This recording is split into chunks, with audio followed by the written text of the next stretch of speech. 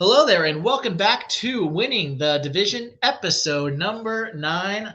I am your host, Ryan Smith, also co hosted by Ben Troupe, former NFL tight end, also from the University of Florida, where he played his collegiate ball at tight end. Well, Ben, we are 7 weeks down in the NFL season, doubleheader on Monday Night Football as the Baltimore Ravens and Tampa Bay Buccaneers are currently in the Monday Night Football showdown tonight in Tampa, and then Chargers, Arizona coming up in a little bit as well for there. But otherwise, Week 7 has gotten off to a pretty strong start. A lot of good games on the docket this weekend, a lot of injuries, a lot of transactions. Let's just get right into it. So, as always, we've been starting last couple episodes. Let's start with our players of the week and not so players of the week. I'll let you go first. So, who do you have this week for your awards? Listen, my two players of the week. I'm going to a position that people seem to think that it's like devalued. People don't think it's worth the money that they're asking for. I'm gonna go to my running back, starting with Jahmyr Gibbs. Listen, I know everybody wants to talk about Jared Goff and his offense, and I get it. They should. Yep. But remember the times to many when a bell cow running back. He'll get you 25, 30 carries, just leaning on guys. Nowadays, you ain't getting no 25, 30 carries. You get 15 to 20, and 20 is a lot. This is what he did. 15 carries, 116 yards, 7.7 yards a touch, 2 tubs. That's getting it done. In an offense that's only one ball, and they got to spread the ball around. Jahmyr Gibbs is my one of two, but my one of one, Saquon Barkley. He went back home to the team that didn't want him, to the player they still got, Daniel Jones. And all he did, 17 rushes, 176 yards, 10.4 yards a touch, 1 touchdown. This is why I gave these guys players of the game.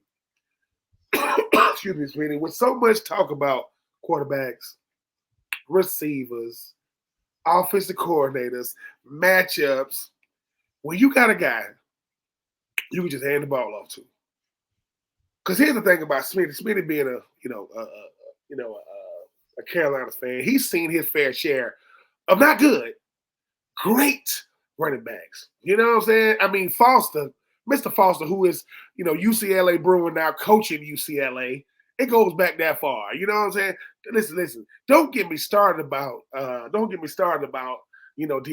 Williams and Jonathan Stewart. Jonathan Stewart is so undervalued for them Carolina Panthers fans. Him and D'Angelo. So I say that to say, you look at running backs the same way you look at quarterbacks. I need 2, not 2.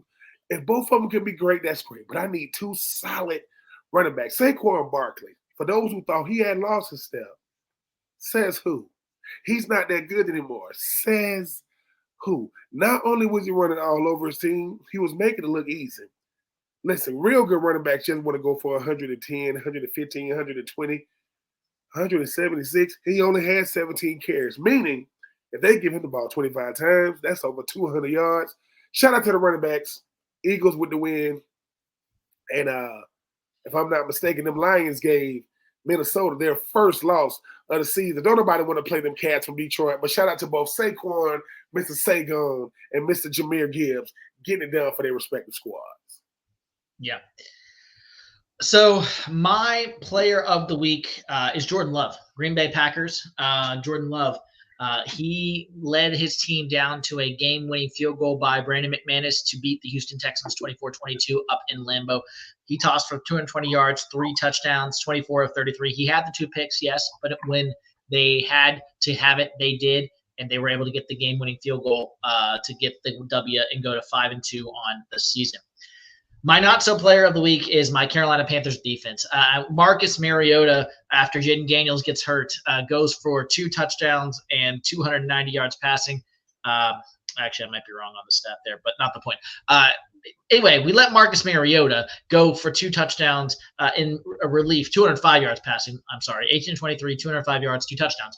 And the Panthers just let Marcus Mariota look like Oregon Duck Marcus Mariota. And not acceptable by this Panthers team, knowing that we're decimated on injuries, but at the same time, to have some pride, be able to kind of stop somebody when Jaden Daniels, if you had told me Jaden Daniels out of the game, you're facing Marcus Mariota to start the day, I would have been like, okay, how many points are we winning by? No, we're losing by a lot. So it's like, yeah, the Panthers defense is my not so players of the week, unit of the week with their lack of listen. Let me give lack you of my, a lot of things. Let me give you my not player of the week. Okay. Speaking of that, we were talking about the Texans. So you remember Jordan? You know, you mentioned Jordan Love going up against the Texans before the game. Stephon Diggs, person who used to be in that division, started in Minnesota. Then he went to Buffalo. Now he's with the Texans. Got into a little scuffle with Zaire Alexander, right? Jair Alexander, quarterback for Green Bay. And Alexander merely told Stephon Diggs, dude, how many teams you gonna be on? He said, "Well, you've been on more." He said, you more lost than a college freshman. You don't know where you want to be. So you would think that would be motivation. But here's the thing about Alexander: he knows Stephon Diggs, right? What did Stephon Diggs do in the game? 5 catches, 23 yards. Listen to me. And his name is mistaken. Smitty, who they started receiver that's out for the year? What's his name for the Texans? Well, I don't think he's out for a year, but he's out for a while. Nico Collins. So people thought Nico Collins is gone. More touches for Stephon. Tank Dell is taking those touches. Yes, listen. Stephon, if you go do all that chirping, I'm gonna need you to do that. You know, if you're gonna do all that talking, make sure you're walking on the field. 5 for 23. But here, my unit this week, you mentioned your Carolina Panthers defense. My not so performer of the week, the Cleveland Browns fans. Really? You're gonna cheer when this man gets hurt for the year? Let me tell y'all something. Now, I am not a huge Jameis Winston fan as a player. Like him.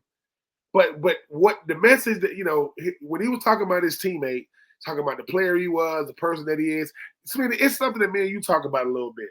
We see these players in our minds so much, we think we know them. And we only get sound bites. We see them on Sundays. Sometimes they do interviews. Deshaun Watson, listen, I was saying that he wasn't playing well because he had been away from football for 2 years, rightfully so. But for him to go out for the year and for fans to be cheering, Cleveland, listen, number one, Cleveland has a very, very, very,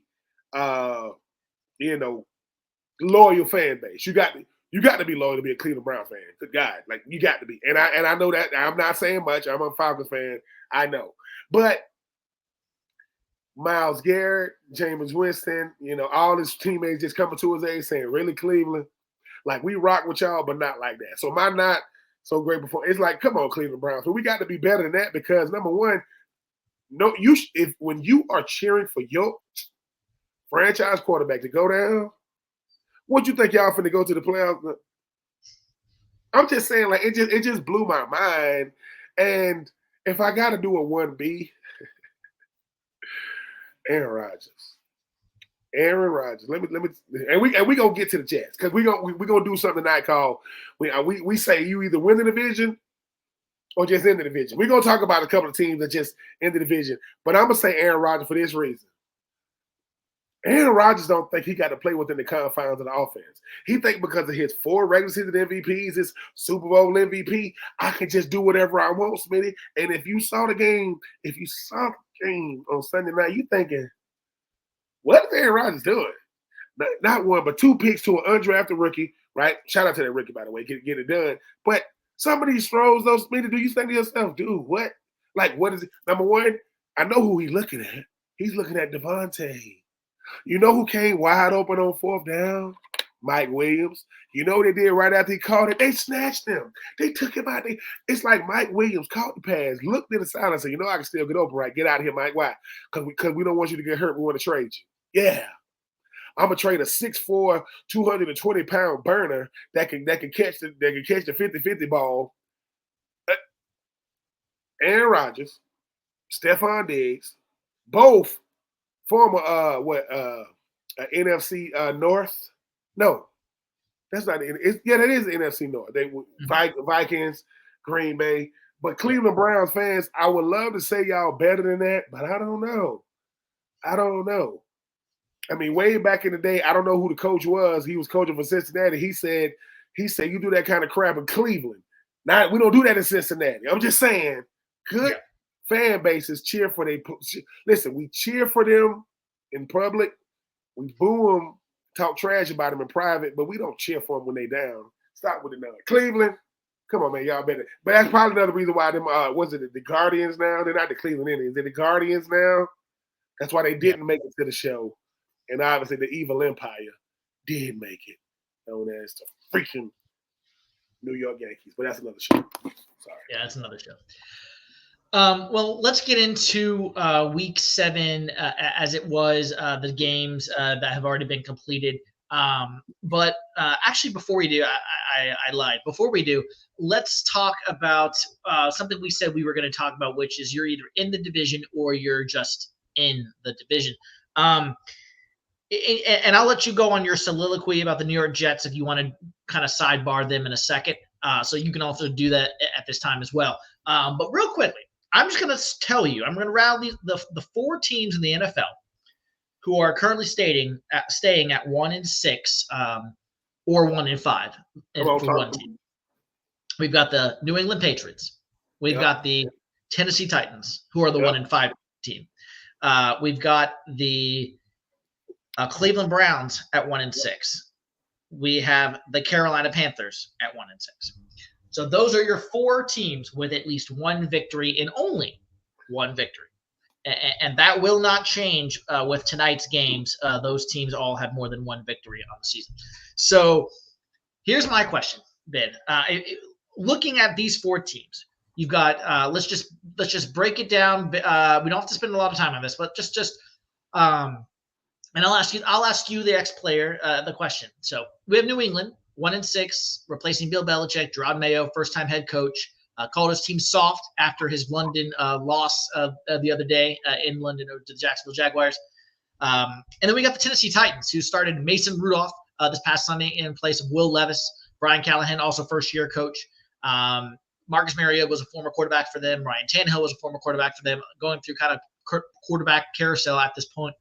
But the Titans have a first-year head coach after moving on from Mike Vrabel. And then we have my Carolina Panthers also, who have gone through Matt Rule, through Frank Reich, Ron Rivera, and then Teddy Bridgewater, Sam Darnold, Cam Newton Part 1, Cam Newton Part 2, Baker Mayfield, and now maybe Bryce Young. And we'll throw Andy Dalton in there as well. First-year head coach Dave Canales, and just a lot of instability with Carolina as well. And then we've got the Cleveland Browns, who have the longest head coach of these teams, Kevin Stefanski, in his, I believe, his 3rd year, if I'm not mistaken, maybe 4th year, one of those two. Deshaun Watson now and out for the season, as you mentioned, torn Achilles. Jameis Winston, not the backup. I thought it's Dorian Thompson-Robinson, who was actually the person who came in relief of Watson, excuse me. And outside of Nick Chubb, this team has not had a lot to ride home about over the last few years. And, it's just been kind of a sinking ship for Cleveland. I mean, they're the original ones with the quarterback carousel of, Bernie Kosar all the way down to Johnny Manziel to our old friend in Carolina, Jake Delhomme, played for them for just a hot second. I mean, they've had so many quarterbacks. Brady Quinn, I believe, played there. There's so many quarterbacks that played for the Cleveland Browns. So here's my here's my question: are any of these 4 franchises without hope for the foreseeable future? Give me your kind of long-term take for these 4 franchises. And again, I didn't want to spend a whole lot of time on this, but for listeners who might be fans of all 4 of these teams, like, is there hope for any of these 4 franchises? Is there something that they can put their head on the pillow at night and say, well, we may not be winning very much, but at least we've got this. At least we've got something to kind of help us go into the future, to have hope as this season might be lost, but maybe for future seasons now. For the Patriots, yes, for this reason. Robert Kraft. He's going to go into this offseason understanding what they lacking. And he's going to help. Now, because I when you were talking about the teams, I wrote a word to describe all 4 of them. Patriots, I put talent. They're gonna be outmatched every Sunday this season. They just don't got the talent. They just don't. And it shows. They'll be in a game, and all of a sudden they'll be out of a game because of the talent. The Titans look lost. And this is why they look lost. You got two quarterbacks that no one wants. You got two that nobody wants. Right? Everybody thought that Mason Rudolph was going to be the remedy. Why? Because Will Levis was a starter. And you realize why Mason Rudolph is a backup, now the starter. Think about it. Will Mason Rudolph start for any other team? No. Will Will Levis start for any other team? No. Think about that. You got two quarterbacks that wouldn't start anywhere else. That's a problem. The Browns, it's the culture. It's always been the culture. The Browns went from getting quarterback to coach. Now, you finally got talent. But guess what? We ain't used to winning. What? We're not used to winning. The guy you gave the money to, and I am praying for Deshaun Watson, he's not the guy. The guy that took you to the playoffs is Joe Flacco. Oh, Joe Flacco's on another team. He's with the Colts. So I think for the Browns got a culture problem. And the thing about that, Smitty, I don't know how you solve the culture problem. I really, really don't. You got current defensive player of the year, Myles Garrett, don't matter. You got a defense that's pretty good, don't matter. By the time Nick Chubb does play, the season gonna be over. So he's getting yards that don't matter for a team that's not going to contend. And if you are the Panthers, it's identity. You don't have one right now. And the thing about what Coach Rivera, what Cam Newton, what Luke Kuechly, what Thomas Davis, and so on, and so even listen, guys like Devin Funchess and Kevin Benjamin, they all bought into we're gonna run the ball.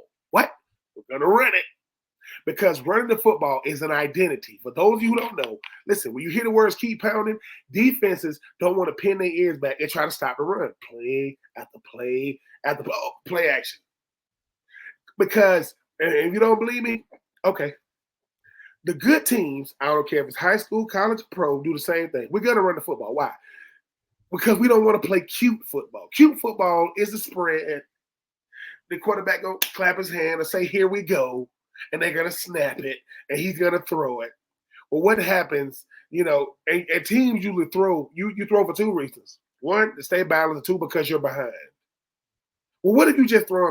So for me, Carolina, and you ask me, do any of these teams have hope? Yes, I believe the Patriots do, and I believe Carolina does. I don't believe the Browns and the Titans do. This is why. The Titans spent a lot of money in this offseason. They spent a lot. They got Calvin Ridley. Doesn't matter. They got D-Hop. They got D-Hop 2 years ago. Doesn't matter. They let go of Derrick Henry. Remember Derrick Henry was there? If at worst, Ryan Tannehill's going to the playoffs, best record in the AFC, dominating the AFC South because he handed the ball off to 22. Now 22's gone. He's up there with Baltimore, right? If you are the Cleveland Browns, I really don't know because, Smitty, I was just as shocked as you in 2023 when they went to the playoffs when Joe Flacco was there. I'm like, they made it to the playoffs? They made it to the playoffs with Joe Flacco. They opened up all the Bud Light dispensaries when Baker Mayfield was there, and they made the playoffs, right? And they beat Pittsburgh. If you are the Carolina Panthers, you got to get back to what you do. Two things. Settle in on your quarterback, whoever that's going to be for this year, at least for this year. And if Bryce Young is going to be the guy for the future, let him know. Hey, man, he's going to be the guy for the future. I know y'all got y'all rookie running back. I don't know when he's going to make his debut. I don't know if he played on Sunday. The thing about Carolina is the two things that Carolina got on their side. You're in a winnable division. The NFC South is very winnable because you know who's fraudulent? The freaking Saints. You know who else can be beat any Sunday? The freaking Falcons. Because right now it's Tampa Bay. You got a winnable division. And I think you got a good enough quarterback in Bryce Young if you give him weapons. You cannot get mad at a quarterback. That's your number one receiver, right? Wouldn't be a number one on no other team. See, you got to always ask, would A.J. Brown be a number one on any team? Yes. Any team. If my number one would only be a number one on my team, I got to ask myself why, right? And I'm not saying he's not a good enough number one, but would he be a number one? Would he be a number one, would he be a number one if he was in Atlanta? Maybe. Would he be a number one if he was in, Tampa Bay? Maybe. And I think that's the thing, Smitty, about your Panthers is it's an identity thing. Because if I don't have an identity, it means I will take any identity you give me. Anyone you give me, I'm willing to take. Well, that's not Carolina. Carolina is not cute. When they play Smash Mouth, they can play with anybody. I remember when New England came to Carolina with the GOAT, Tom 12, that right? The 2013 Monday Night Football.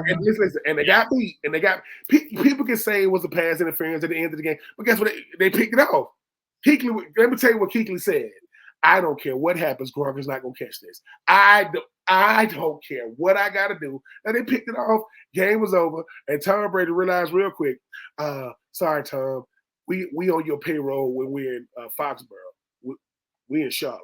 What? Because he's run out the field. Maybe run out the field talking trash to the rest. Yeah, I do. Tom. What? You're in Carolina. Oh, yeah, that's up there. So I'm just saying, yes, for me, the Patriots because they're gonna find a way to get it right, and they got a rookie QB. The Panthers because they got a winnable division, and for the Titans, because you got to go back to the draft, right? You got to go back to the draft, and if you're the Browns, if you're booing your franchise quarterback, I don't want to hear him. Man, get out of here. So we'll see. Okay. All right. Well, that was our just a segment for this week for those who win teams to kind of give them a little bit of hope, give a little bit of a some positivity for the future. So you win 5 games now. You 600. You win 6 games in a row because we're gonna win 5 in a row. You're not. You're gonna win 6 in a row. If you start off 1-5, 1-6, you spend the rest of the season trying not to pick in the top 10. Right. Because you're gonna be in the top 10. Yeah. So great. Yeah. Well, greater things have happened, but yeah, most likely not for if you start 1-6 on the season. So let's get into now week 7 games that stuck out to you. I'll go first this time. Obviously, starting with Thursday Night Football, Sean Payton going back to the Dome and just destroying the New Orleans Saints 33-10 behind Bo Nix and company there. I thought they were very balanced. Game was not the prettiest. Javonte Williams, though, had 2 touchdowns throughout the game. Cody Barton had a 52-yard fumble recovery from Spencer Rattler to kind of put the game away in the fourth quarter there. Oh, actually, I shouldn't say put it away. It was never really close. 33-10, your final there.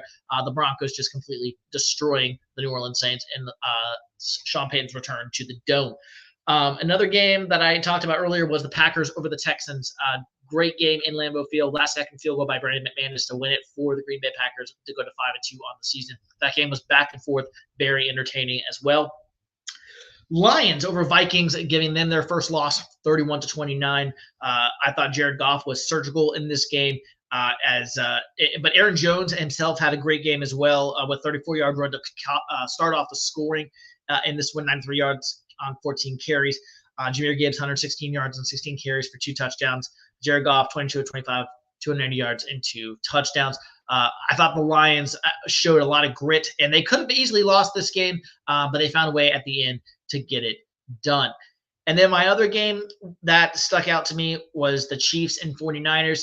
And we'll talk about a little bit later as far as some injuries and transactions because both these teams are kind of still beat up. But Patrick Mahomes and Brock Purdy combined for 5 interceptions in this game. And yet the Chiefs are still 6-0. They're the only undefeated team in the league. That has to count for something. Kareem Hunt had 2 touchdowns on the night. And Brock Purdy had himself 2 1-yard QB keepers as well. But Chiefs found a way. And now the 49ers are reeling without Brandon Ayuk out for the year towards MCL, towards ACL. Tough to see that. And then obviously Deebo Samuel did not play due to illness. And we now know it's a pneumonia. He's in the hospital right now. And so that's a very serious thing for not only his from a human being standpoint, but also for his football standpoint as well.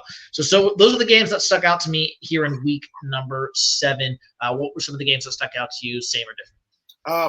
First one that stuck out to me was Dolphins Colts for this reason. The thing about the Dolphins is they're in a lot of trouble. And the reason why they're in a lot of trouble is everybody thought that Mike McDaniel was his offensive guru, right, Smitty? Oh my God, they got this, they got all these motions. If they don't get Tua, they don't even look. Now listen, most of the A-chain are really, really good running backs. Most are putting the ball on the ground, keeping teams in it. And here's the thing about Anthony Richardson. Anthony Richardson, people might as well get in their mind, this is really like an extension of his rookie year because he's still learning how to play the position. Now they got a lot of call runs for him, like on third down. They just let him run it. Like remember the student body where you just send everybody to the right with the running back with the quarterback behind them, but they find a way to get it done. I mentioned earlier Eagles and Giants. I always love when former players get to go back home and play in revenge games. You said it, Smitty, it's going to be blood and guts. You said it, right? The thing about Saquon Barkley is I don't get what the Giants didn't see. I don't understand it. You were literally wasting this man's talent when he was with y'all. And now when it comes time to pay him, you don't want to pay him. You let him hit free agency, and he literally went, an hour down the road? Because for those who don't know, the New York Football Giants are in the Meadowlands, which is in New Jersey, real close to where I used to live at. Shout out to West New York, New Jersey, when I was up there in Jersey, living up there. It's a train ride away, to Philly. 176 yards, the rest is history. You mentioned it, though. Chiefs, 49ers. Let me tell you what makes the Chiefs dangerous. I think that Patrick Mahomes got more interceptions than he has touchdowns, and they're still winning. I'm going to say that again. He has more interceptions than touchdowns, and they're still winning. You know why? There is no greater improviser of playing the quarterback position than Patrick Mahomes. Patrick Mahomes be out there looking none, and I'm talking about when he's running, by the way, not when he's throwing. He's not the most athletic guy when he's running, but listen, he did the Kenny Pickett. Kenny Pickett did the fake slide in the AFC Championship game and kept running. He did the fake run out of bounds and just kept running. The thing about I'm gonna say this until it is not true. Kansas City doesn't care how it looks. They just want to win. They don't care about stats. They don't care about accolades because they already done it. First team All Pros done it. Super Bowl's done it. You know what they want? What? Another one. What do you give a person that has everything? More of it. They want more of it. And listen, those of you who don't like Taylor Swift, you want to look at how much money she's made for the NFL. She's good for business. You don't got to like it, but the Swifties are going crazy. And my number 4, Jet Steelers. Look, listen. Go ahead. Talk about the Jets. I know you want. Congratulations to Russell Wilson, because you talking about a tale of different halves. That first half, I'm like, they kept showing their show. Russell Wilson not make a play, show Justin Fields. Russell Wilson not make a play, Justin Fields. The thing about this game that stood out to me was the Jets defense ain't as good as advertised. Remember when the Jets would just shut offenses out? I love Sauce Gardner. Sauce Gardner gets the benefit of the doubt of holding way down the field. I mean, he holds way down the field, but a lot of times he makes a play on the ball. George Pickens is a hell of a football player. Kind of like, might need some anger management classes. I get that part. But hell of a football player. Got a chance to see him a lot when he was at Georgia, things of that nature. But the thing about the Jets, right? Everybody thought it was Coach Seeley. Oh, we got to get rid of the head man. So he's gone. We need to get a number one guy. We need to get a number one receiver. Okay, so you bring in Devontae, right? We need to get an identity. You got one of the best running backs at running back in the league. You just won't hand it around. You throw him the ball more than you hand it off to him. But Aaron Rodgers, I'm going to keep saying this. And I heard somebody say this. Shout out to Shannon Sharp. He said it. He says, everybody's waiting on the old Aaron Rodgers. Aaron Rodgers just looks old. That is the quote of we're waiting on the old Aaron Rodgers to show up. Aaron Rodgers just looks old. He'll be 41 this year. I'm going to keep saying this, Smitty. If a soon-to-be 41-year-old is dominating the NFL, something is really wrong. I mean, because the NFL is a young man's league. It's a young man's game. And what I don't like is every time Aaron Rodgers makes a good throw, these announcers lose their mind. Look at this. They don't want to talk about the bad throws. They will do what Aaron Rodgers does. Oh, the receiver's drifting. The receiver didn't, come downhill. He didn't separate himself. No. I'm going to say the same thing about the Jets I say about the Browns. What are we talking about? What culture? Hold on. So before the season, no, this goes back 2 years ago now. It happened. Mike Greenberg is going crazy. Oh, my God, we got him. We got who?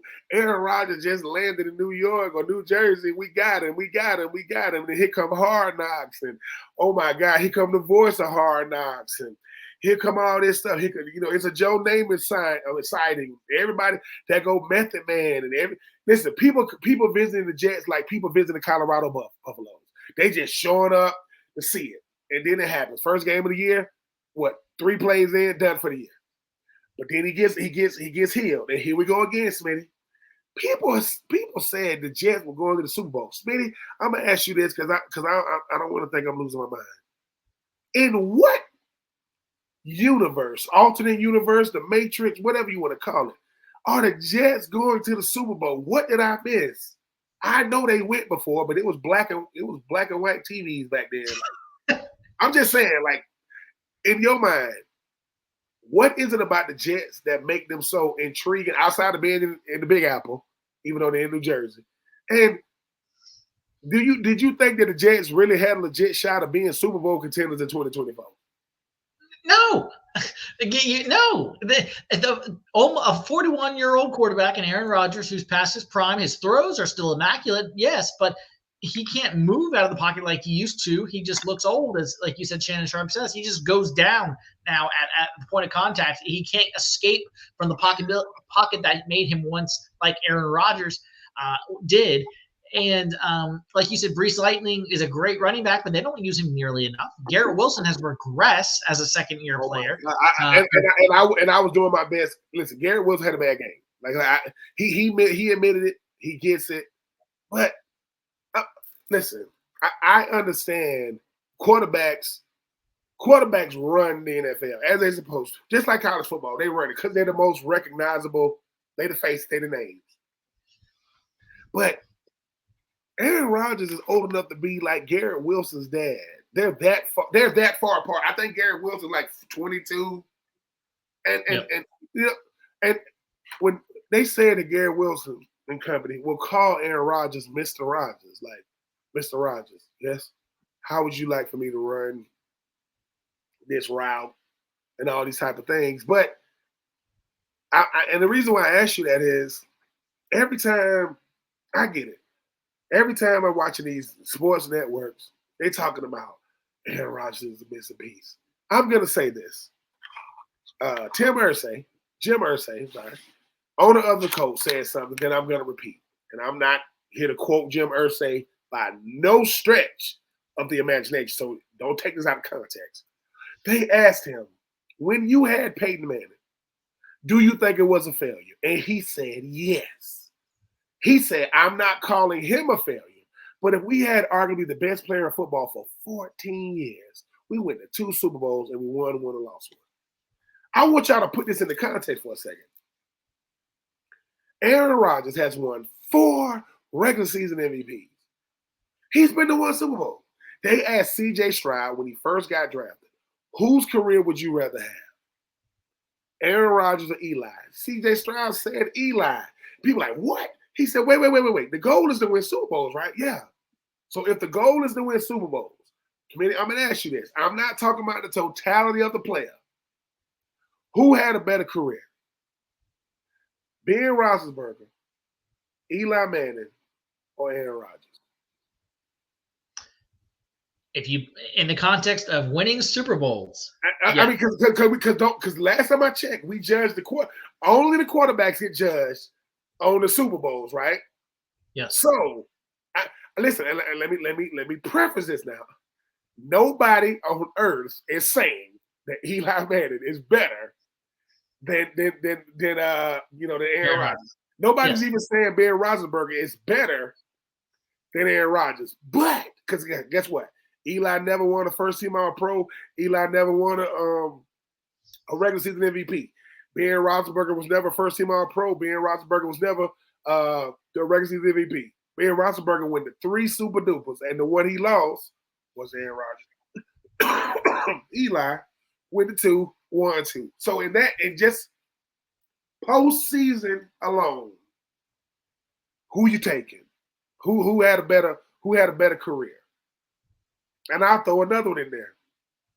And I shouldn't. Eli, Ben Roethlisberger, Aaron Rodgers, and my number 4, Joe Flacco. Yeah. Yeah, that's tough. Yeah, putting me on the spot. I mean, yeah, if I was a quarterback in the NFL, I would say, if those 4 whose career I would take either Big Ben or Eli Manning, simply from the fact that they won more Super Bowls, and that's the goal, is to win Super Bowls. So I would take either Roethlisberger or Eli Manning. Um, but yeah, that's a good astute observation, like you said. Getting into the breakdown of the New York Jets and all that is with Aaron Rodgers. Yeah, so let's get into before we move on to transactions and overreactions. Was there anything else that you wanted to get off your chest about Week 7 game wise? Maybe your Atlanta Falcons. I know they lost to Seattle at home, 34-14. I could talk about my Carolina Panthers. We already talked a little bit about them. You know what? I'm just gonna say this. I apologize to Mike Tomlin for this reason. Hold on. He pulled Justin Fields going 4-2. I didn't understand it. I'm like, but I remember this. Before the season started, Mike Tomlin said Russell Wilson is the guy. And Justin Fields is going to get a chance to learn behind somebody. If anybody, it's something in the post-game press conference. They asked Mike Tomlin. They were talking to him about Russell Wilson. And he was talking about, they were saying like how the Rooney family give him a lot of leeway, a lot of decision making. They don't really bother him. They don't really try to influence his decision making. And he said, that's why I get compensated the way I do. I make the money I make because I know what I'm doing. Smitty. Now, we see what Russell Wilson just did. But how did you feel about it? This is before the game now. We see okay. This is before. How did you feel about the decision to pull a 4-2 Justin Fields for a Russell Wilson who we hadn't seen him look vintage about, a couple of years now? Yeah. I would say at most it was questionable, and at best, or at a happenstance, it was interesting. Let's be honest. Justin Fields has been serviceable. He's been decent. He hasn't been lighting the world on fire. It's not like the Steelers are averaging 30 points a game. So like he wasn't just lighting the world on fire. But he was doing what they asked him to do within the confines of Arthur Smith's offense. So from that perspective, he was winning games. He was 4-2 as a starter, like you said. So that I was questioning it a little bit, but knowing that Russell, they wanted to at least see what they have in him, since they did sign him this offseason with Denver paying most of his salary, and seeing what they had in him. So I can understand Mike Tomlin's reasoning from that standpoint. But obviously, he gets paid what he gets paid, and we do not. We're not in the NFL. He is. So, Russell Wilson had himself a great second half, and they were able to come out with a victory, and the rest is history, as they say. And we'll see if he starts next week or if they go back to Fields. We'll just have to see. No. Russell Wilson is definitely starting next week, no doubt. George Pickens definitely hopes Russell Wilson starting next week. No, I was just asking because I don't know Andy Reid, Sean McVay, Kyle Shanahan. It ain't too many coaches could have made that decision. That's all I'm saying. Mike Tomlin is one of those coaches that could pull a 4-2. But I think you said it, though. Justin Fields looks serviceable, not great. He has some moments, but we forget. We forget about T.J. Watt, Mika Fitzpatrick, Joey Porter Jr., they got some, George Pickens, Najee Harris. They got, Harris. So they got some players. I'm just saying. Listen, for one Sunday night, Mike Tomlin looks like a genius. But that's one Sunday. We will see as the year progresses, especially with teams like, the Bengals and the Ravens coming to town. We'll see. So, but for one night, Mike Tomlin, listen. My humble pie is in the oven right now. I'm gonna get it after this show. I don't want to eat it, but I will eat it. I will not eat it on tape for nobody to see. The two games that we did not talk about very briefly, the Bengals get the win over the Browns 21-14. Deshaun Watson, as we know, tore his Achilles. He's out for the year. Is this the last we see of Deshaun Watson as a Cleveland Brown? It's gonna be hard to not. It's gonna be hard for them to. Well, here's the thing. I want to say his salary cap hit in 2025 and 2026 is right around 73. It's something like $73 million, and that's if he's on the team or not. So I don't know, Smitty. I mean, if we were owners, it's gonna be hard for me to justify. Well, number one, we made this smart decision for Deshaun, just dumb as all get out for the Cleveland Browns. You're gonna play a player that. So I'm happy for Deshaun Watson, but I think we got to try to make something happen through a pay cut. I don't know, but 73, 150, basically almost $150 million in 2 years of dead money if you don't bring it. Yeah, and that's gonna hamstring you for the next 3 or 4 years if they had to get that money out. Yeah. And then the LA Rams got the victory over the Las Vegas Raiders 20-15. Rams forced four turnovers in this game. Might be getting Cooper Kupp back for Thursday Night Football are the Los Angeles Rams. I know Matthew Stafford would love to have him back, as Kyren Williams had 2 touchdowns on the day. And the Rams are just trying to get back to 500, but they're still kind of the walking wounded, at this point. And I believe we've touched on every other game. Let me just say one thing about my Panthers. We already touched on the whole Jaden Daniels thing, obviously, with him being out. He's week to week with a rib injury. So Marcus Mariota lit us up like a Christmas tree. But here's my question. We talked about Bryce Young. We talked about Andy Dalton and that whole thing. Okay. This is a safe space, I know. So if you're a team, it can be the Panthers, whoever it is. But in my case, it happens to be my Panthers this year. Your defensive coordinator, Ejiro Evero, who is the Panthers D coordinator, has lost his – it'd be like – okay, let me put it to you like this. If the Niners lost Nick Bosa for the season and Fred Warner for the season, so that is our version of Shaq Thompson and Derek Brown. And I'm not saying those two guys compared to those two guys. I'm just making that example. Those are the best two players on the Niners. Those are the best two players on the Panthers in the front seven. Panthers are playing with second-string players at every other position on the defensive secondary or in the front seven, basically. They're playing with second-string players pretty much at every position. Jadeveon Clowney was out this game as well. The only player the Panthers have at first string is J.C. Horn, corner 1, Xavier Woods, safety 1. And that is it, I believe. Mike Jackson, corner 2, I think. That might be it. Like, top 2 corners are there, top safeties there, but that's it. So my question is, if something like that happened to, like, let's say the Niners, they lost a Bosa, they lost a Warner, and then you expect the defensive coordinator to work with second string players all over the position, you're not going to have the same defense. I don't care who you are. And so my question is this, as I'm going off my tangent, and I wanted to keep this very quick. My question is this.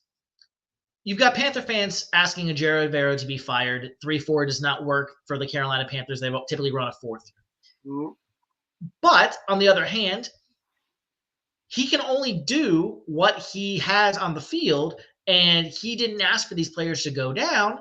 And at the end of the day, he can only play with the pieces that he's got. And so, is it a scheme issue? Is it a personnel issue? Is it both? Because here's the thing.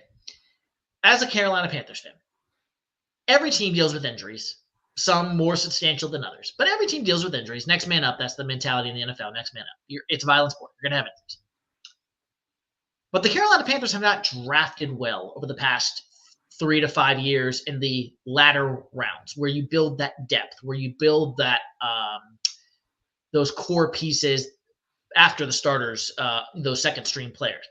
And I think that's ultimately what is hurting Ejiro Evero in this Carolina Panthers defense right now is those second string players, those depth. They have no depth. They're very top heavy on the defensive line and in the linebacking position. When the starters go down, they don't have those second year players, those third year players that they've developed that can give them good minutes, that can be serviceable for them.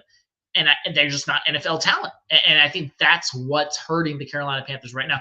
So my question is this: do you blame the defensive coordinator? Do you have to change something up? Is he going to be a scapegoat at the end of the year? Or is it like, no, like, look what he's working with. Look what he lost. But it's like there's no one coming to save you.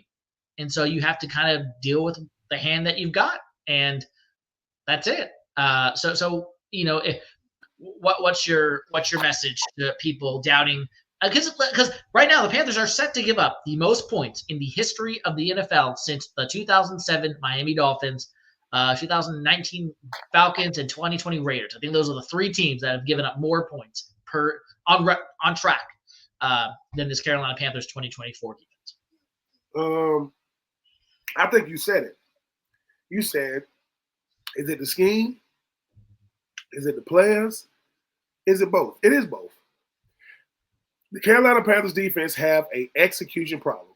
If I don't got the personnel to go with the scheme, I cannot execute. Because here's the thing. J.C. Horn says it every time it's a big play in the secondary. Look at J.C. Horn. His arms are up like, what? He's doing that all the time. Because sometimes, right, they're just better than us. And that's the hardest thing for any player. I don't care. Smitty, you could be at LA Fitness playing basketball. And you come to the house and the wife is like, how was it? You know, man, they had 2 7-footers. What? And they were twin. They were twin brothers. They like former college players. They just throwing it up to them. Well, and she gonna say, well, why don't you play with them? Because we got in LA. I had my 5. It was 3 of them. Like, where they at? Oh, they come. And when they went, I'm like, what? You know, and I think that's the thing about Carolina is, look, if I got the wrong scheme for the wrong, this person that don't fit this scheme, you expecting what you're seeing on tape to just vanish every Sunday. You're seeing it. These are different teams putting up all these points against us every week. And I know what people say, well, what about the game they won? Ain't nobody going to remember. Nope. In life, people, I'm going to say this. No one remembers what you did good. You could do 99 things good. That one thing you do wrong, they're going to dwell on it. They're going to dwell on it. Well, here's the thing. I go back to Camp Confidential, and I love Camp Confidential with the Panthers. I can just sit there and watch it. I remember they were saying, hey, man, who we going to get? And here's no team is built to play without your stars. I'm going to say that again. If the stars align, right? What happens when stars don't align, Ben? I don't know. They definitely don't shine bright, right? They definitely don't. Because no matter what, I keep going back.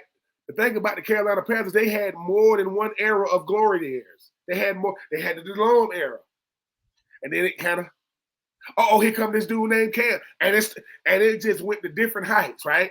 And then it's now they're saying who's gonna fly this plane? Who's gonna be the captain of this ship? And you don't got no captain. I'm not saying he can't eventually be one, but here's what used to happen to Carolina. Hey man, Cam ain't playing well. We just gonna run the ball with Cam too. Guess who you had? Luke Kuechly. I'm trying to tell you, Luke Kuechly slapped the doctor that slapped him when he came out. The dude was built to play linebacker. Nowadays, when it comes to Carolina, if you are a Carolina fan, this is what happens when you lose a lot. You're just waiting on the ball to drop every Sunday. Some of you like, oh, that's it. It could be the first quarter, second quarter. I'm a Falcons fan, people. I understand misery. I could write a book on it. Jesus. But I think for Carolina, though, Smitty, you know what you're looking at on defense. And you're saying listen.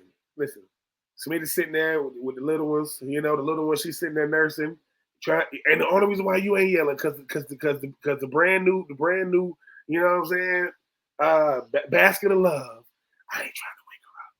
But as soon as your lady closes the, you're going crazy because you're like, Teams ain't scheming for this defense. They're just going at them. They don't got you don't even listen. J.C. Horn is just out there. Because guess what? People will go, J.C. Horn giving up plays. You know why? Because they got J.C. Horn trying to lock down one side of the field so they can give help everybody else. J.C. Horn cannot cover the whole field.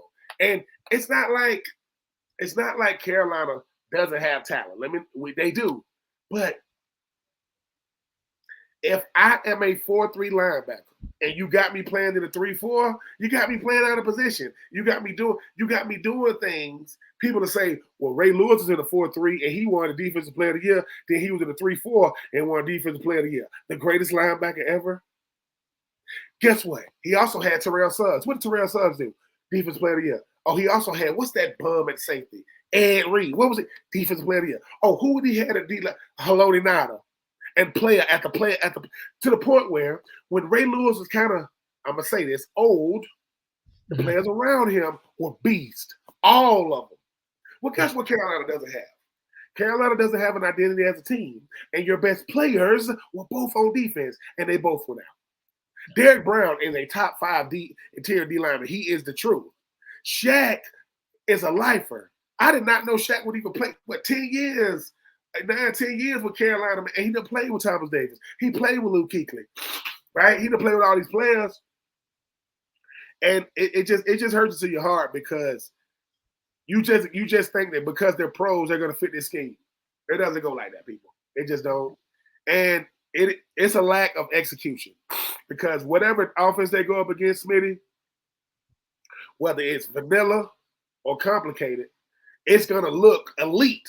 Because of who they and I just whoever the GM is for Carolina, your job is to make sure listen. GMs are not a matter of if, it's when. When somebody gets hurt, I got to have somebody, whether on the roster or on another roster, whether on a practice squad or sitting at the house or sitting at home, listening to me and Smitty on winning the division. You got to get somebody in there because if not, when they run them out there, you're gonna say, Here we go again. And when you start saying they en route, they already anticipating how many points they're going to give up.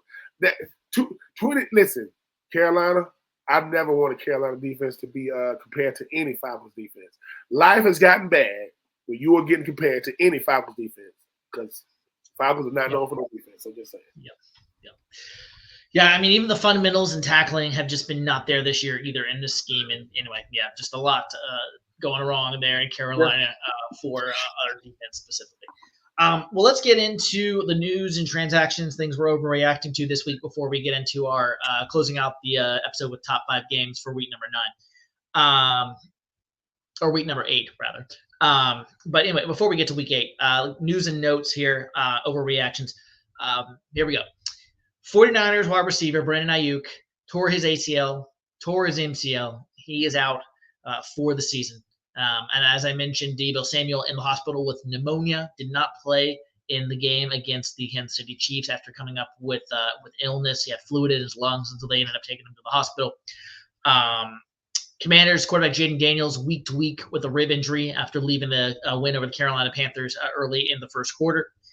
Tua is set to practice, and the Dolphins are eyeing a Sunday return potentially for him this coming Sunday. Dolphins eyeing Tua. And then, as we mentioned earlier, Deshaun Watson ruptured Achilles. He's out for the season. DK Metcalf is week to week with an MCL injury sustained. He was carted off the field in the second quarter of that Seahawks game against Atlanta. And finally, Bucks placed Jamal Dean on IR with a right hamstring injury prior to their game tonight against the Baltimore Ravens. So those are some of the injuries and news of note. Any of those that stick out to you? I mean, I feel hard for Brandon Ayuk. Obviously, that's why I'm happy that he did sign his new deal because obviously, torn ACL, torn MCL, and on a team that's riddled. Once again, riddled with injuries. Shout out to Ricky Pearsall, man, that did make his NFL debut. Yes. San Francisco 49ers man got shot before the season. Obviously, former Florida Gator, former Arizona, State Sun Devil as well. But I'm happy for him. I hope that Deebo does feel better. DK Metcalf, I mean, built like a tank. I mean, you see how hard he runs. I think had 2 touchdowns on Sunday. Praying that he gets back well. Something else that I know you forgot. Hassan Reddick ended his holdout. Will report that's right. Yes. they're not gonna give him a new deal yet, but I don't think. I think he's gonna deal with his current deal. Not gonna waive all those fines that he's accumulated over these years. And Deshaun Watson, man, I feel horrible for him. But listen, the one thing that you're gonna know in the NFL, somebody tears an ACL, MCL, PCL, either all three, two, or one of the three every week. There's an MCL, ACL, MCL tear every single week. And for those of you who are saying, "Hey man, Deshaun Watson with his Achilles tear," no, it was a contact was hit. No one touched him. It just buckled. And it's something that a trainer or a doctor told me. He said, "Mr. Troupe, when y'all are athletes, it's only a matter of time before something gives out, and you just hope it's not below the knee. You hope it's like a shoulder or arm. Most of the time." You got men, 200. You got men from 200 to 360 pounds doing things our body shouldn't do, starting and stopping. Like Smitty, when the last time you ran as fast as you could, and just stopped on the dime and turn to. People don't do that, and that's just one play. But excuse me, I'm wishing these guys speedy recovery. Ayuk out for the year. That's gonna hurt because what? Yeah, you got Ricky Bisson, no Christian McCaffrey. That San Francisco has really taken a step back this year, and I know it's because of the injuries. I'm not taking nothing from the injuries, but we can only imagine when people say, "Listen, Ayuk out, George Kittle be banged up." You know what I'm saying? A lot of times, even though you look at Debo, you look at C-Mac, this offense puts a lot on these skilled players. For the motions, the things they got to do. I'm not blaming Kyle Shanahan. But I will say this about Kyle Shanahan. 2 Super Bowl appearances, 2 Super Bowl losses. 3 Super Bowl appearances. Oh, God, don't even mind me. 3 Super Bowl appearances. That's how he got, matter of fact, that's how he became the head coach of San Francisco. But I'm not saying he's on the hot seat by no stretch of the imagination, but that Super Bowl hangover is real, people. And everybody think you're going to just turn it on. Nobody saw this team from Detroit putting it on people. But praying for all those guys, man. Hope they get well. Hassan Reddick. The Jets need something. I don't know what it is. A spark, an energy drink. I don't know. But, yeah, man. DK Metcalf, take your time, sir. That's a grown man coming at you every single play if you play DB. And then the other one I forgot to mention was Saints lose wide receiver Rashid Shaheed with a knee injury out for the year, and then they just signed Marquez Valdez-Scantling, former Packer receiver. Former Packer and Chief, right? Yep.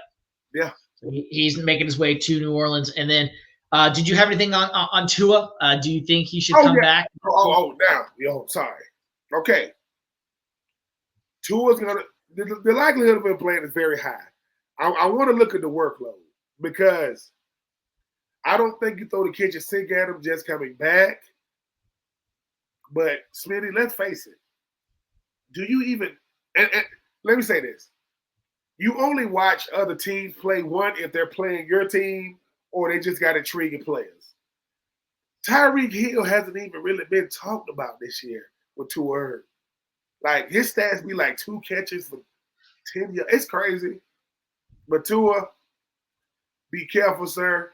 Because I will say this, Smitty, I'm going to put this out here right now. If he gets another concussion, it's over. I'm telling you, if he gets another one, because most guys get concussions, but it don't be that severe. Like it don't be like DeMar Hamlin and stuff like that. But if Tua gets another one, which I hope he doesn't, I guarantee they've had some long conversation. Mr. Ross down there with the Dolphins, because that scares me. Once again, we put our GM hats on. If we are the GM or the owner, we gonna say the right things, but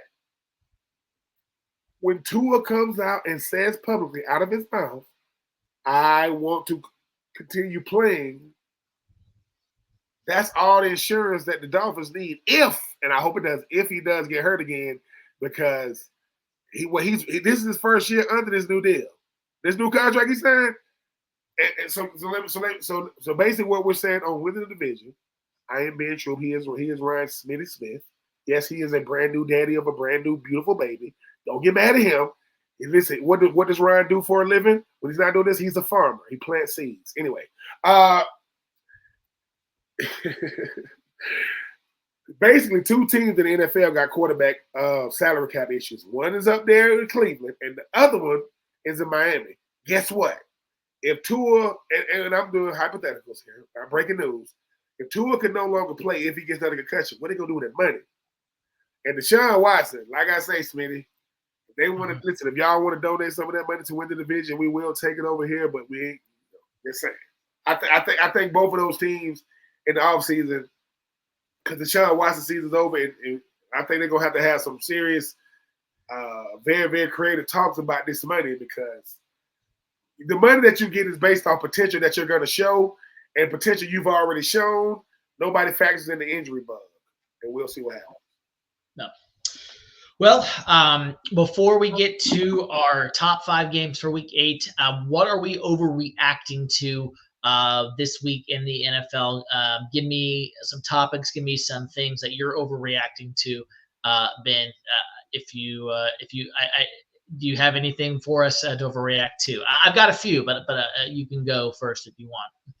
I think we're overreacting to the fact that the Pittsburgh Steelers are good and the Jets are bad. Like, the Jets are bad. Like, the Jets are not good. They haven't been good all year. And why is it? They got Devontae. What? The Pat McAfee show. He's sitting there talking to Aaron, and he looks off. There go Devontae. It's the Jets. Like, I'm sick of this, Smitty. Listen, I'm tired of the overreaction. Oh my God, they lost again. Who? The Jets. Listen, okay, guess what? You know how the Jets gonna get a win? Play the Giants. Let it be the battle, of the who care teams right now, right? And they got to play the Patriots soon. They got to play the Patriots again. And another overreaction is this: people really blew this Super Bowl rematch. Y'all knew the 49ers. What would the 49ers know about beating Kansas City? Like, seriously. Are they ever going to the Shanahan-Purdy combo ever going to beat Kansas City? No. You know what? Let me tell you, that's karma. Let me tell you why it's karma. I love John Lynch. John Lynch never coached. He never went to a coaching seminar or webinar or symposium. Nothing. Never was a GM. Never went to a GM seminar, symposium, and he went straight to the GM position. Straight there. Listen, I am not mad at the 49ers organization for hiring him. That's what they want to do. But because he been to Super Bowl, people thought he's doing it. Not if he don't win it. Not if people saying, well, John Elway was a GM or a president. John Elway went out there and got Peyton Manning. And he got Peyton Manning right when Peyton Manning was starting to, and they still won a Super Bowl. But who won that Super Bowl? The defense, Von Miller and company, right? They won it. DeMarcus Ware and all guys. If John Lynch and Mike and Kyle Shanahan don't win a Super Bowl, we're gonna look back on this and say the quarterbacks y'all went to Super Bowl with was Jimmy Garoppolo and Brock Purdy. All I'm saying is, coach, listen, owner, GM, head coach, quarterback, coacher. If all those line up, you win the Super Bowl. Oh, Kansas City, they all lined up. What didn't line up when it came down to San Francisco last year? Quarterback. Not because he wasn't good, but because it was 4th and goal on the 6-yard line. You kick the field goal, gave the ball back to Patrick Mahomes. Yep. Yeah, the trade that they made for Trey Lance, that is still, I think, going to haunt them here shortly. They that first-round pick. Gave up Trey for Brock. 3 first-round picks that they gave up in that trade. Brock Purdy kind of helped salvage one of those first-round picks, but the other 2, they're starting to feel that here pretty soon with a lot of those contracts coming up soon. My overreactions really quickly, and you can chime in if you want before we get into our top 5 games. this is what I'm overreacting to. You can tell me if I'm overreacting, or you can tell me if I'm making sense. Jared Goff should be in the MVP conversation. I really do. He is playing some really good football. He's spreading it out to his receivers, Amon-Ra St. Brown, Sam Laporta, Jamar Gibbs, and the flat. He is playing some great ball. I mean, Sam Darnold's obviously going to be there. You've got guys like Mahomes obviously will be there every year like he normally is. You've got the normal people. But Jared Goff is playing really good football. I think he's going to be in the MVP conversation when it's all said and done. And then the other thing, I know this is going to hurt your heart. The Colts can win the AFC South if Joe Flacco starts the rest of the way. Am I crazy? I'm gonna tell you why. I'm gonna keep saying this. Lamar Jackson has hypnotized the league because you start saying, "Oh man, I want one of those." You want one of what? I want a Lamar Jackson, and I go, "Let me tell you about Lamar Jackson for a second. He's the youngest Heisman Trophy winner in Heisman Trophy history. 19 years old.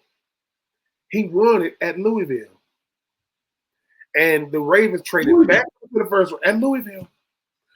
Traded back into the first round to get him. All those quarterbacks that got drafted over him, he's outplayed most of them, if not all of them. Right?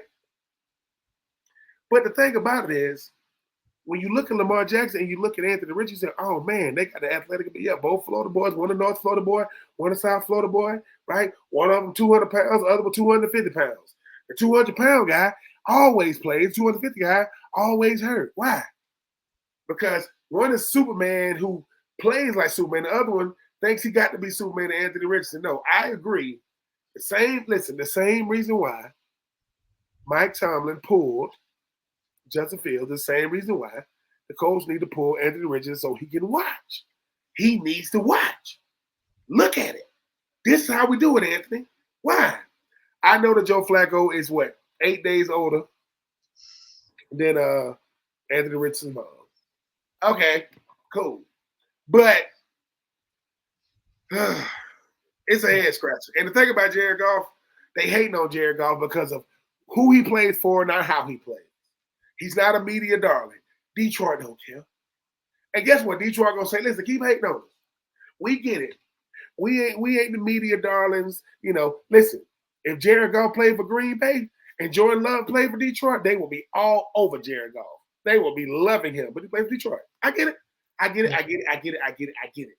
But like you say, Ryan, they gonna just keep on putting him under the radar. They're gonna go straight to the run through the NFC, win the NFC Championship, go to the Super Bowl, and I guarantee you this. I'm not saying if Detroit meets Kansas City or Detroit meets Baltimore that Detroit is going to win.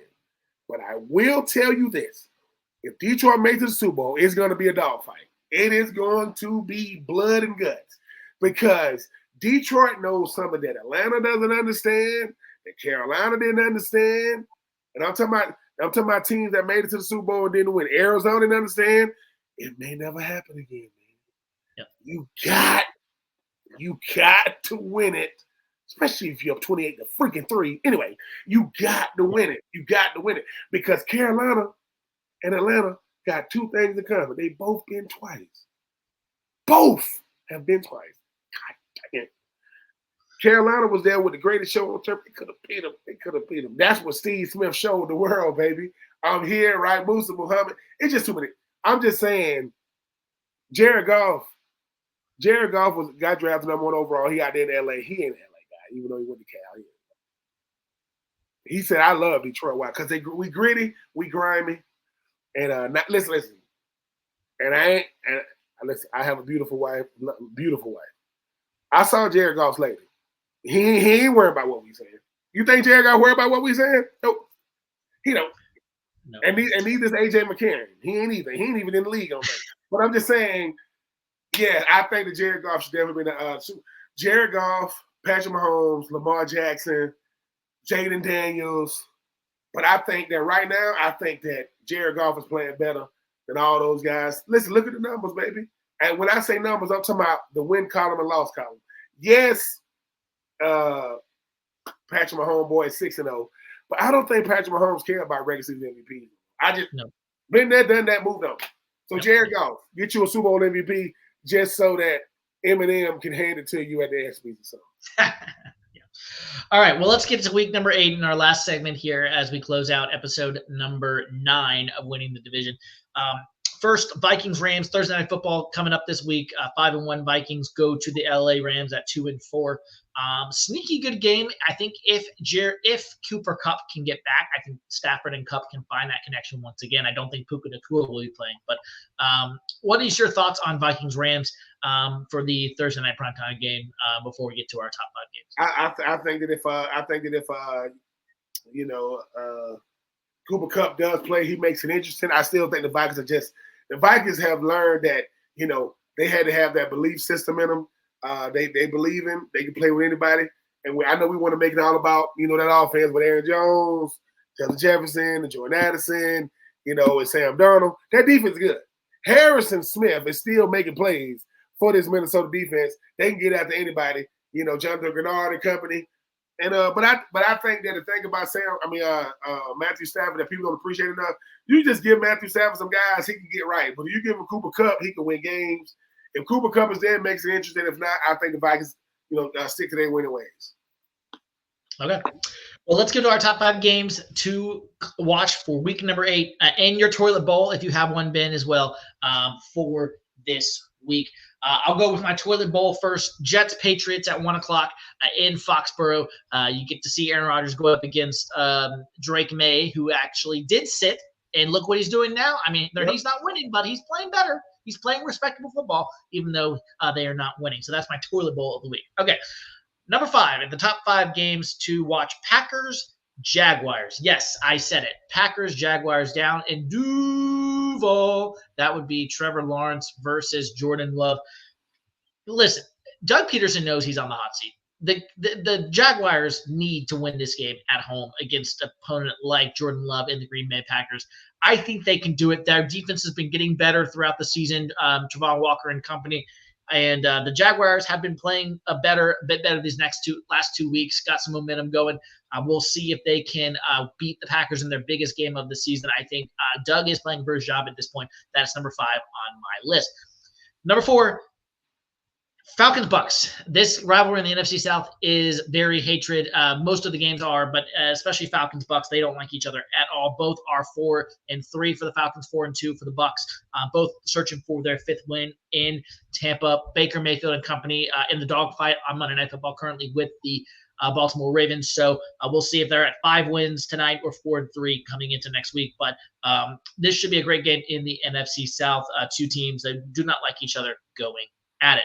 Number 3 on this list, Cowboys, 49ers, Sunday Night Football in Santa Clara. 3-3 Cowboys, 3-4 49ers. Big game for these 49ers at home to get back to 500. Cowboys don't want to go under 500 either, but I think they are. I think the 49ers win this game, even without Debo, even without Ayuk. I think they win this game. But, Micah Parsons and company going to try to stop that from happening. But there's just too many question marks, in my opinion, for Dallas. I think they're going to win that 49ers are going to win that game, though, in my opinion. Number 2 on this list, Bills-Seahawks. I almost put that at number 1. But Bills-Seahawks, 4:05 start. 5-2 Bills visiting the 4-3 Seahawks. Long road trip for Josh Allen and company. Sneaky good game. Mike McDonald's rock-solid defense against Josh Allen's high-flying Bills offense led by former Carolina Panthers offensive coordinator Joe Brady, who is doing good things now in Buffalo. Should be a great game, and it's going to be one that I look forward to watching personally, as I know that this game it might be a shootout depending on if Geno Smith can get his offense back and DK Metcalf, if he can find a way to maybe get a shot before the game and be good to go. He'll certainly need him against that high-flying offense in Buffalo. And then my number 1 game of the week, this might be controversial. Eagles-Bengals. I think can the real Philadelphia Eagles stand up? Nick Sirianni's bringing his kids to press conferences. He's yelling to fans. He's doing a lot of controversial things, but Nick Sirianni is like the guy he's like the comedian who goes on stage and he starts telling the jokes, and you're like, is is this him? Is this how he really acts like outside the comedian, outside the club too? Yes, this is Nick Sirianni.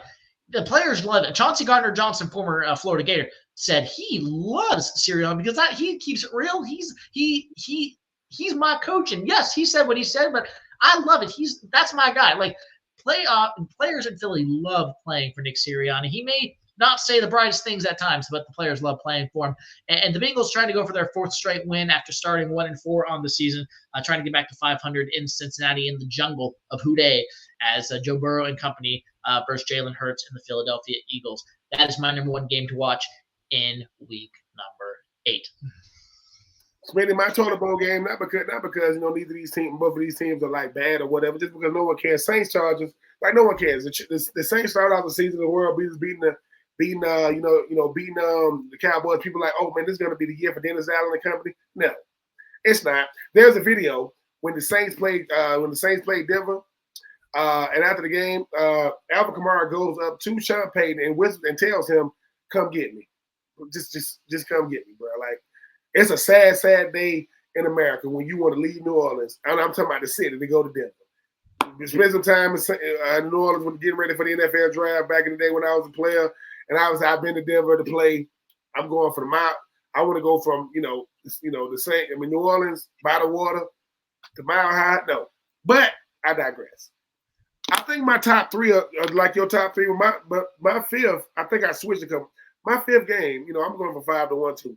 I'm going to go Colts, Texans. Here's the thing. We just said that the Colts switch quarterbacks. They got a shot to win the division. They're not going to switch because they want to prove themselves right by having the 4th overall pick in the 2023 draft, going up against the number 2 overall pick in the 2023 draft. That would be C.J. Stroud, number 2, versus, Anthony Richardson, number 4. But the thing is, the number 3 pick, Will Anderson, in that same draft, will be chasing Anthony Richardson.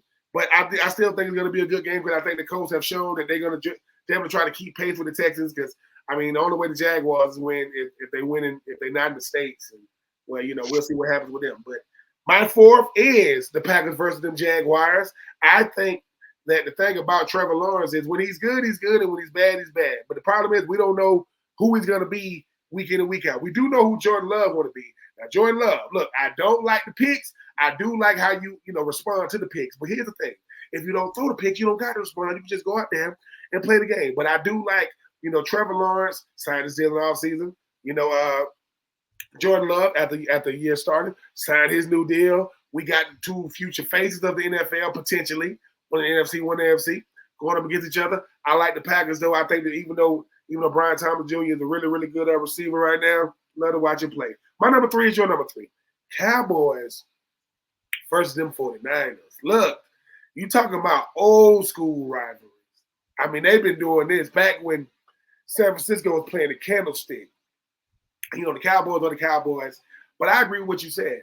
Neither team can ill afford to lose this game to keep pace in their respective divisions. Neither team can really afford to lose pace in the NFC wild card race because, I don't know what's going on with the 49ers right now. I don't know if they're going to win that division, especially with, Seattle playing well, but we'll see. But I'm looking forward to it because, like I say, when the Cowboys play, everybody watches. I'm not a Cowboys fan. I'm a Cowboy hater, okay? Let me say this. I don't dislike the Cowboys. I dislike the Cowboys fan base because I needed an excuse the other day. And I went to the Cowboys store, and there was all out of excuses. But it was all out. I'll go back after this game. We'll see. My number 2, Bills, Seahawks. Look, the Seahawks are a sneaky good team. They don't, they sneaky good because they can look real good and they can look so-so. We'll see. The Bills, obviously they have control of that division right now because of everything not going on with Aaron Rodgers and Tua and, Cleveland. I'm sorry. New England. I'm sorry. So they listen. They own Miami. The Jets don't want to play real football, and Gerard Mayo is calling his team soft. So, if your head coach calling your team soft, that's right off that Bill Belichick tree. But we'll see what happens with that one. Should be a good one. And my number 1 is your number 1. Listen, Eagles, Bengals. I'm gonna tell you this. Got to find a way to stop. 2 things I'm looking forward to. You got to find a way to neutralize Saquon Barkley, and you got to find a way to stop A.J. Brown. The guy that makes that Eagles offense go is A.J. Brown. I mean, I don't know why people ain't talking about him as the top 2 receiver in the league. The guy can flat out get it done. But here's the thing. In a secondary for the Bengals, in secondary for the Eagles, who has problems with number 1 receivers where he wears number 1. And his last name is Chase, and he a problem. Like if Jamar Chase still hasn't signed a new deal, and he gonna want his money come this offseason. If it even makes it to the offseason, I'm just waiting for a breaking news. Jamar Chase, highest paid receiver in the NFL, as he should be whenever that do happen. But I do think the Eagles Bengals are going to be a sneaky good game, because I think Joe Burrow and company, they respect the Eagles. They ain't worried about them. Joe Burrow saying, look, Jalen Hurts, he ain't Lamar Jackson. He ain't Patrick Mahomes. He ain't Josh Allen. And I'm only talking about quarterbacks that can beat me as far as like talent. But we'll see. But yeah, Eagles, Bengals, Bills, Seahawks, Cowboys, 49ers, Packers, Jags, Colts, Texans, and obviously the Snooze Bowl, Saints, Chargers. You know, who really cares? But no, I mean, I'm looking forward to some good football. I'm really enjoying these storylines week in and week out. The Jets are becoming more of a soap opera and a team. Yep. It's something all the time. Players leaving, players being told, we'll see what happens with that. Hassan Reddick, he's going to come back to the Jets. But Carolina Panthers GM, I'm going to say this again. Morning. Your job is to prepare for when. A GM is like a windshield wiper on a car. When it rains, you just turn it on. Don't wait. Don't get a nice car and go, hey man, ain't no windshield wiper. That's cool. I saw the forecast. Supposed to be clear skies all week. No, windshield wiper. I need to make sure that when situations happens, man, I'm ready, because the Carolina Panthers have fought and clawed their way to be not just NFL relevant, nationally relevant, with or without Cam. Hey, shout out to Cam, by the way, man. On ESPN now? First take, yep. Stephen A., Shannon Sharp. Shout out to those men. Hey, Cam, listen, man. As you can see, my hat game is nice as yours, but shoot some over this way, man. I'm not gonna buy it. I'll do some free advertising for you, but just saying. But no, great show, man. I mean, I'm just saying we doing our best to not go on Carolina Panther rants and Atlanta Falcons rants. Just so y'all know, we fight against it. That's why we talk about Atlanta. I'll talk about the real fans. Move on. I don't even want, because if I do, this will become, Carolina versus Atlanta every week. We don't want that. We don't want that. We try our best. We play each other. That's different, but we'll see. No. Yeah, and hopefully Devonta Smith will have a better game for the Eagles as well this week. My fantasy team took that hit with Devonta Smith this week. We'll see if he shows up there in Cincinnati. But I'm Ryan Smith. He has been Troupe. This is Winning the Division, episode number 9. Rate, review, subscribe wherever you get your podcast. We will see you next time. And again, let us know how we're doing. Give us a review. Give us questions, topics you guys want us to talk about. We would love to hear from you. And we thank you guys for watching, subscribing, and we love doing this content for you. And we'll be back next week for episode number 10. And we'll see you then. Thanks a lot.